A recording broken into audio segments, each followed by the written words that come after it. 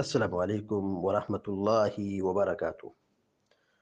الحمد للہ رب العالمین والعاقبۃ للمتقین والصلاة والسلام علی اشرف الانبیاء والمرسلین نبینا محمد وعلی آلہ وصحبہ اجمعین ومن تبعهم بإحسان إلى يوم الدين أما بعد، فعن أبي موسى الأشعري رضي الله تعالى عنه عن النبي صلى الله عليه وسلم قال: من مر في شيء من مساجدنا أو أسواقنا بنبل فليأخذ على نصالها لا يعقر بكفه مسلما، رواہ البخاری۔ بخاری شریف کی ایک چھوٹی سی حدیث ابھی آپ کے سامنے پڑھی گئی ہے۔ ابو موسیٰ اشعری رضی اللہ تعالیٰ عنہ حدیث کے راوی ہیں، بیان کرتے ہیں کہ اللہ کے نبی صلی اللہ علیہ وسلم نے فرمایا: من مر في شيء من مساجدنا أو أسواقنا بنبل، کہ جو شخص ہماری مسجد یا ہماری مارکیٹ میں تیر لیے ہوئے چلے، فَلْيَأْخُذْ عَلَى نِصَالِهَا، تو اسے چاہیے کہ وہ اس کے پھل کو تھامے رہے، پکڑے رہے۔ یعنی جو نیزے کا تیر کا پھل ہے، یعنی جس سے شکار کیا جاتا ہے، جس میں نوک ہوتا ہے، دھار ہوتی ہے، وہ حصہ جو ہتھیار کا مین پوائنٹ ہے، اس کو پکڑ لے۔ کیوں پکڑ لے اس کو؟ تاکہ اس کے ذریعے سے کسی کو زخم نہ لگے۔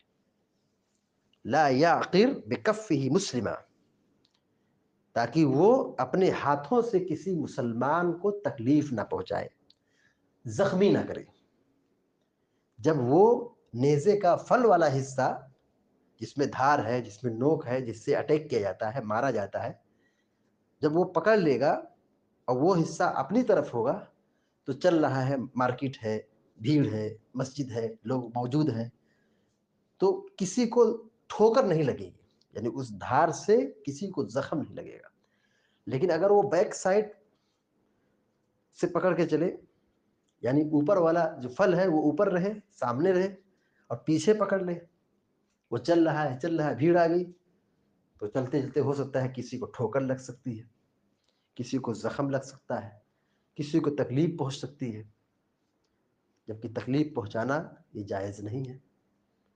اور چاہ جائے کہ مسلمان کو تکلیف ہو جائے،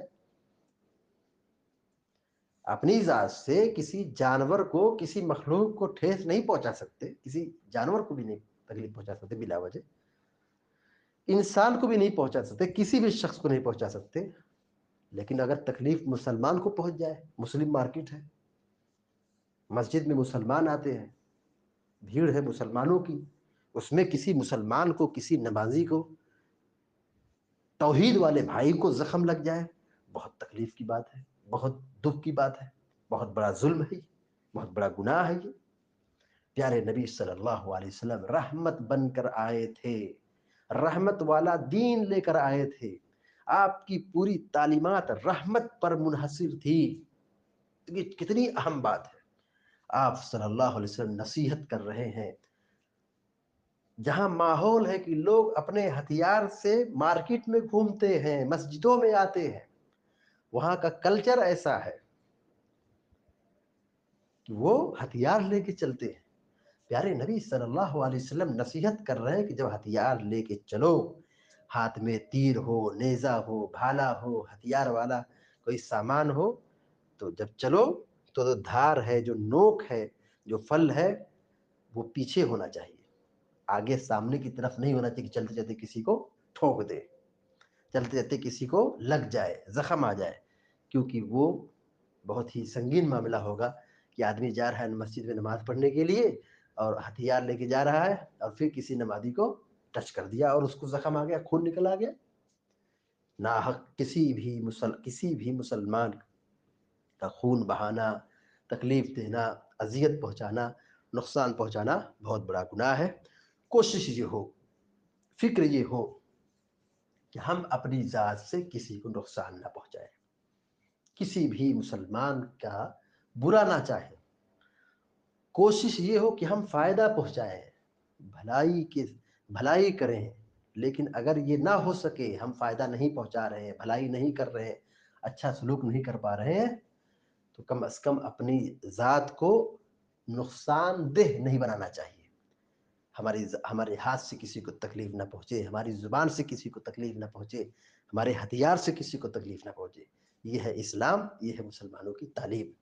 اللہ تعالی ہم سب کو آپ سب کو نیک عمل کی توفیق عطا فرمائے.